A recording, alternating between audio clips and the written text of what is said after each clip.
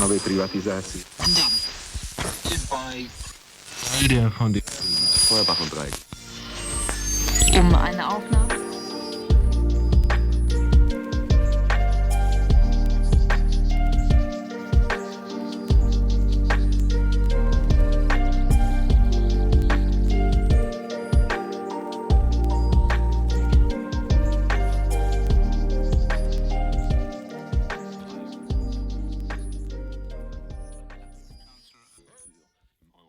Welcome to One More Things, a podcast about art, culture, and ideas. Wherever you are, whenever you are listening, thank you for tuning in.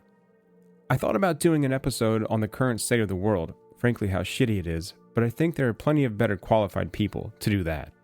So today, I thought I'd share a brief essay on a painting by the artist Morris Louis. Morris Louis was born Morris Louis Bernstein on November 28, 1912. During the 1950s, he became one of the earliest figures in color field painting. In 1962, Louis was diagnosed with lung cancer and died soon after. A memorial exhibition of his work was held at the Guggenheim in 1963. The work discussed in the following essay, Beta Mu, was painted in 1961. I hope you enjoyed today's episode.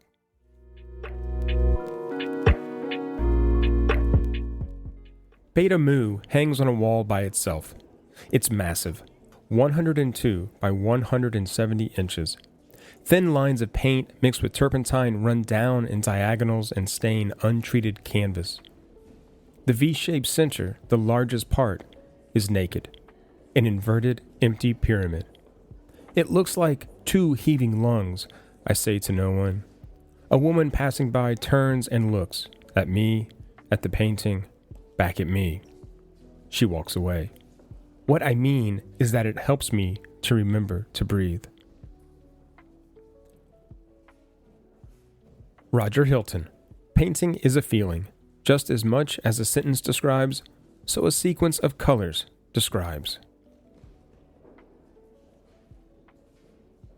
Breathing, my therapist says. Breathing is what helps your anxiety. Inhaling through your nose activates the parasympathetic nervous system. It's like an emergency brake. When you work on breathing through your nose in a calm manner, it tells your brain to call off any alarm that may be ringing. I try to remember this, but I often fail.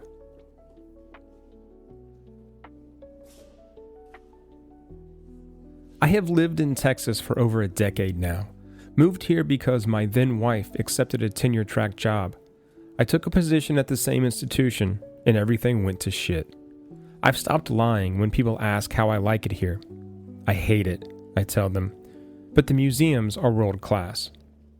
I consider myself lucky to have access to the Modern Art Museum of Fort Worth. It has become a kind of sanctuary, a quiet place I can dip in and out of that allows for reflection and examination, not just on art. There isn't much to Beta Mu. Streaks of color start on the top corners of either side and wend their way like rivulets toward the bottom of the canvas.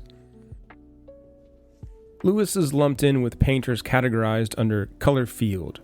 Color field was first used in the 1950s to describe the work of Mark Rothko, Barnett Newman, and Clyfford Still. But something changed in 1960.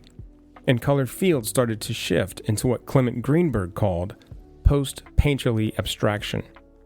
Louis, Helen Frankenthaler, they were like those artists before them, interrogating, examining color and space, but they had stripped something away. They eliminated the emotional, mystic content of earlier works and the gestural applications of the 1950s movement. Veil paintings, unfurled paintings, I've tried to understand the nomenclature. What is it that is being hidden or unrolled? I'm not interested in what the painting means. Neither am I all that interested in how the painting was made. Yes, I'm curious about technique and the veil and the unfurling, but also, I don't care. What I care about is how the work makes me feel. Ellsworth Kelly. The form of my painting is the content. As I write, I experience that special tightness of anxiety. A constant questioning of what I'm doing. Is it good enough? Is it worth it? Worth my time? Maybe I'm just an imposter, pretending. I examine my depression, my mental health, and I wonder about Lewis's. It feels nosy, impolite in a way, to do this distant prying. A friend and one-time roommate, Chet Lamore, described Morris as very reserved, non-communicative, to the degree which suggests withdrawn. From 1943 to 1947, Lewis lived with his parents and relied on financial support from his brother.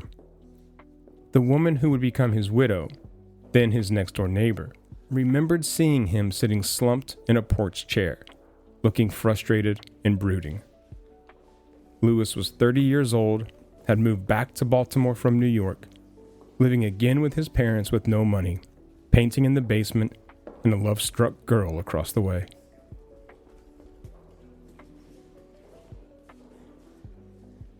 At Greenberg's suggestion, Lewis sent 9 paintings to the art dealer Pierre Matisse. In a letter, Lewis wrote, "Just finished rolling and wrapping paintings to go to Matisse. It was the usual struggle with my normal doubts, re the stuff continually rising, and then concluding that they were, after all, paintings I'd done, and I'd have to let it stand at that this time." The usual struggle, my normal doubts. While viewing Beta Mu, what I really respond to is the feeling of loneliness expressed in the cavernous white space. It's a loneliness that feels like home. I recognize a similar loneliness in my own work, whether in essays or photographs or word paintings. Works that once finished find their ways into hiding spots. It's a loneliness of someone trying to make sense of the world, where they belong, do they belong, how they'll figure out a way to construct some kind of fragments that will help them make it through the day. Just this one day, and then we'll worry about tomorrow. A loneliness that has become too comfortable. Beta Mu falls into a category of stain paintings. Lewis would pour a mixture of acrylic paint and turpentine onto an unsized, unstretched canvas. He'd then lift and tilt the canvas as to manipulate the paint, create abstract shapes and fields of colors. In the Veil series, 1954 to 1959, Lewis used the staining method to create pools and floods of colors. An examination of pure color and space, overlapping, superimposed waves of brilliant, curving color and shapes submerged in light. In the Unfurled series of 1960, he continued this exploration, using bright, thin streams of color poured at a diagonal across both sides of the canvas. Look at Beta Mu, with its soaked strips of green, orange, blue, yellow, brown, and pink, carving out a valley of negative space. Linear in design, bright in color, Beta Mu lacks in detail and is open in composition. It seems designed to lead the eye beyond the borders and limits of the canvas. What I like about Beta Mu, then, is that it doesn't tell me how to feel. It doesn't tell me anything. Not what to think, not what to take away. It's not didactic. It seems to be asking a question. What if? And the result is the artist trying something, seeing what happens, and then trying again.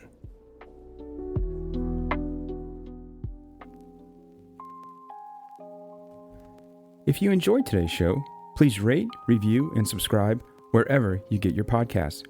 We'll be back soon, but until then, thank you for listening and take care of yourselves.